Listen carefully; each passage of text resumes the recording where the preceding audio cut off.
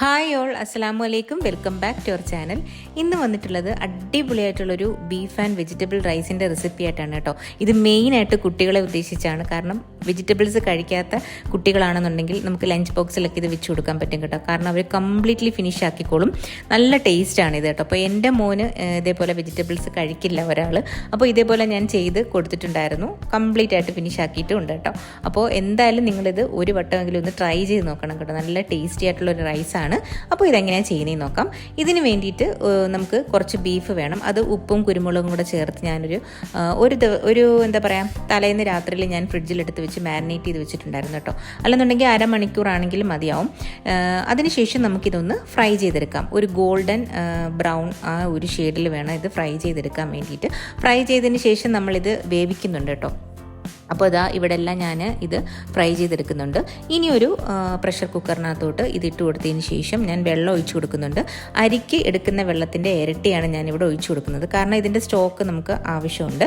അപ്പോൾ ഇത് നമുക്ക് ഒരു വിസിൽ വരുന്നത് വരെ ഒന്ന് വേവിച്ചെടുക്കാം. ഇനി വേണ്ടുന്നത് 2 തക്കാളിയാണ്. അത് കുറച്ച് ചൂടുവെള്ളം ഒഴിച്ച് മാറ്റി വയ്ക്കാം. ഇതിൻ്റെ തൊലി കളഞ്ഞിട്ട് നമുക്കതൊന്ന് അരച്ചെടുക്കണം കേട്ടോ. അത് നമുക്ക് റൈസിൽ ചേർക്കാൻ വേണ്ടിയിട്ടാണ്.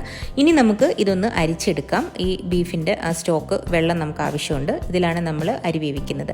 അപ്പോൾ ആ ഒരു ഇതും കൂടെ ആകുമ്പോഴത്തേക്കും ഇതിന് നല്ല ഒരു ടേസ്റ്റാണ് കേട്ടോ. നല്ലൊരു ഫ്ലേവറും കാര്യങ്ങളൊക്കെയാണ്. ഇനി വേണ്ടുന്നത് നമുക്ക് നേരത്തെ ബീഫ് പൊരിച്ച് വെച്ചിരിക്കുന്ന ആ എണ്ണയാണ് കേട്ടോ. ആ എണ്ണയിലാണ് നമ്മൾ വെളുത്തുള്ളി, പച്ചമുളക്, സവാള, ഉപ്പും കൂടെ ചേർത്ത് നമുക്കിതൊന്ന് വഴറ്റിയെടുക്കാം. അപ്പോൾ ഇതിൻ്റെയൊക്കെ അളവും കാര്യങ്ങളൊക്കെ ഞാൻ ഡിസ്ക്രിപ്ഷനിൽ കൊടുത്തിരിക്കാം.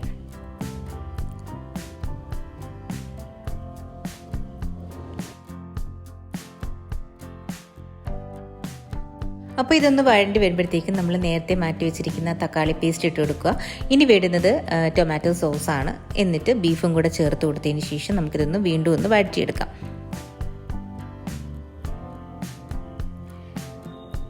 ഇനി നമുക്ക് സ്റ്റോക്ക് ഒഴിച്ചു കൊടുക്കാം കേട്ടോ. ആ വെള്ളം ഞാനിവിടെ ഒഴിച്ചു കൊടുക്കുന്നുണ്ട്. കുറച്ച് ഉപ്പും കൂടെ ചേർത്ത് കൊടുക്കുന്നുണ്ട്. ഇതൊന്ന് മിക്സ് ചെയ്തതിന് ശേഷം ഒന്ന് തിളയ്ക്കുമ്പോഴത്തേക്കും നമുക്ക് അരി ഇട്ട് കൊടുക്കാം.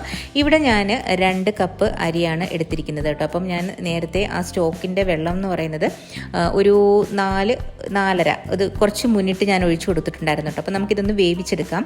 അപ്പോൾ ഞാൻ ഇടയ്ക്കൊന്ന് നമ്മൾ തുറന്ന് നോക്കിയതിന് ശേഷം ഈ റൈസ് ഒരു വിധം ഒന്നാകുമ്പോഴത്തേക്കും നമുക്ക് വെജിറ്റബിൾസ് ആഡ് ചെയ്ത് കൊടുക്കാം. ഇവിടെ ഞാൻ ഗ്രീൻ പീസും ക്യാരറ്റും ആണ് ആഡ് ചെയ്ത് കൊടുക്കുന്നത്. നിങ്ങൾക്ക് ഇഷ്ടമുള്ള വെജിറ്റബിൾസ് ആഡ് ചെയ്ത് കൊടുക്കാം കേട്ടോ.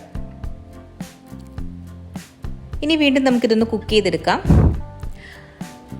അപ്പോൾ ഞാൻ ഒന്നും കൂടെ ഒന്ന് തുറന്ന് നോക്കി കേട്ടോ. അപ്പം ജസ്റ്റ് ഒന്നും കൂടെ ഒന്ന് സെറ്റ് ആവാനുണ്ട്. അതും കൂടെ ചേർത്ത് സെറ്റായതിന് ശേഷം നമുക്ക് ലാസ്റ്റ് വന്നിട്ട് മല്ലിയിലയും കൂടെ ചേർത്ത് കൊടുക്കാം കേട്ടോ. ഇവിടെ റൈസ് നല്ല അടിപൊളിയായിട്ട് എല്ലാം നല്ല പെർഫെക്റ്റ് ആയിട്ട് കിട്ടിയിട്ടുണ്ട് കേട്ടോ. ഞാനിവിടെ എടുത്തിരിക്കുന്ന അരി വന്നിട്ട് നമ്മുടെ ബസ്മതി റൈസാണ് കേട്ടോ. വലിയ അരിയാണ് ഞാൻ എടുത്തിരിക്കുന്നത്. അപ്പോൾ നമ്മുടെ റൈസ് എല്ലാം ഇവിടെ സെറ്റായിട്ടുണ്ട്. ഞാൻ ചൂടോട് തന്നെ ഒരു പാത്രത്തിലോട്ട് വിളമ്പുന്നുണ്ട് കേട്ടോ. ഇത് അച്ചാറ് മാത്രം മതിയാവും. ഒരു അച്ചാറോ അല്ലെങ്കിൽ സാലഡോ. അടിപൊളി ടേസ്റ്റാണ് കേട്ടോ. ഇതിന് ഈ ഒരു അച്ചാറും സാലഡും തന്നെ ധാരാളം. അപ്പോൾ ഞാനിവിടെ എന്താ പറയുക, ലഞ്ച് ബോക്സും കൂടെ തയ്യാറാക്കുന്നുണ്ട് കേട്ടോ. അപ്പം കുട്ടികൾക്കൊക്കെ നല്ല ഒരു എന്താ പറയുക, ആ മണം തന്നെ നമുക്ക് അറിയാൻ പറ്റും കേട്ടോ. നല്ല ടേസ്റ്റാണത്. കഴിക്കാനും നല്ല ടേസ്റ്റാണ്. വെജിറ്റബിൾസും കിട്ടുകയും ചെയ്യും. എന്തായാലും കുട്ടികൾ ഫിനിഷ് ആക്കും എന്നുള്ളത് ഉറപ്പാണ് കേട്ടോ. അപ്പോൾ ഞാനിവിടെ ഒരു മാങ്ങാച്ചാറും പിന്നെ കുറച്ച് സാലഡും കൂടെ എടുക്കുന്നുണ്ട് കേട്ടോ. അതും കൂടെ ചേർത്താണ് ഞാൻ കൊടുത്തു വിടുന്നത്. അപ്പം റെസിപ്പി ഇഷ്ടമായിട്ടുണ്ടെങ്കിൽ തീർച്ചയായിട്ടും നിങ്ങൾ ഇത് എന്താ പറയുക, ഉണ്ടാക്കി നോക്കിയിട്ട് ഫീഡ്ബാക്കും കൂടെ അറിയിക്കാൻ മറക്കല്ലേ. അപ്പോൾ നെക്സ്റ്റ് വീഡിയോ ആയിട്ട് വരുന്നത് വരെ ബൈ.